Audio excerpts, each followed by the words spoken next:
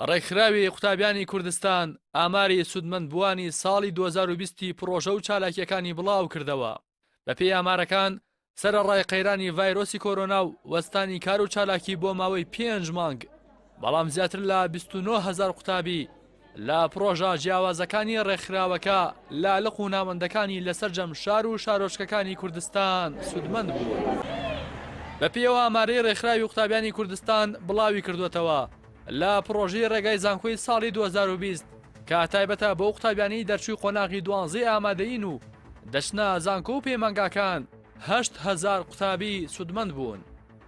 هەروەک لەو 5 مانگی کار و چالاکی مەیدانی وەستا بوو لە ڕێگەی پرۆژە ئۆنلاینەکانی ناوەند و لقەکانەوە لە تۆڕە کۆمەڵایەتیەکان 8,000 کەس سودمەند بوون و بەشداریان لەو پرۆژە ئۆنلاینانەدا کردووە.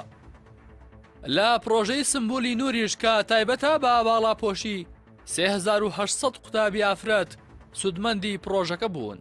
هاوکات لە پرۆژەی دۆستانی محەممەد درودی خوای لەسەر بێت 2100 قوتابی سوودیان لێبینیوە. 1350 قوتابیش لە خێوەتگە و وانە پەروەردەیەکانی ناوەند و لقەکانی ڕێکخراوی قوتابیانی کوردستان سودمەند بوون. هەر بەپێی ئامارە بڵاوکراوەکان لە ساڵی 2020 دەستگای ڕاژەی سەر بە ڕێکخراوی قوتابیانی کوردستان کە دەستگایەکە تایبەتە بە هاوکاری مادی قوتابیان هاوکاری دارایی 400 قوتابی کەم دەرامەتی کردووە. لە خولی سەرکەوتنیش کە تایبەتە بە قوتابیانی قۆناغی نوۆی بنەڕەتی و 12 ئامادەیی ساڵی ڕابردوو 650 قوتابی سوودیان وەرگرتووە. 300 قوتابیش لە پێشبڕکێ زانستیەکانی ناوەند و لقەکان بەشداریان کردووە. جیا لەمانەش 5,000 قوتابی لە چالاکیە جۆرا و جۆرەکانی ڕێکخراوی قوتابیانی کوردستان سودمەند بوون.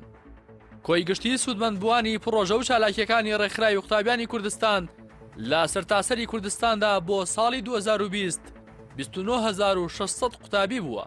هەر لە ساڵی 2020 سکرتارەتی ڕێکخراوی قوتابیانی کوردستان دوو پرۆژەی بۆ نەفەوتانی خوێندنی قوتابیان ئاڕاستی لایەنە پەیوەندیدارەکان کردووە. بەشداری دەیان کۆڕ و کۆبوونەوە و هۆرکشۆپیش بوون بۆ پاراستنی مافی قوتابیان.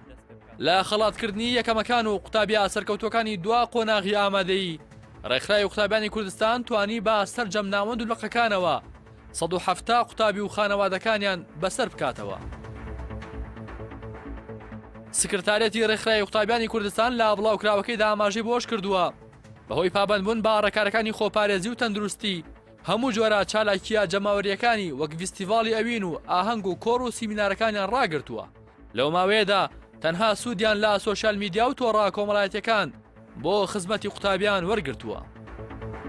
ڕێکخراوی قوتابیانی کوردستان ڕێکخراوێکی پیشەیی تایبەت بە قوتابیانە و یەکێکە لە ڕێکخراوە جەماوەریەکانی کۆمەڵی ئیسلامی کوردستان کە لە سکرتێر و نۆ کارگێڕی سکرتارێت پێک هاتووە.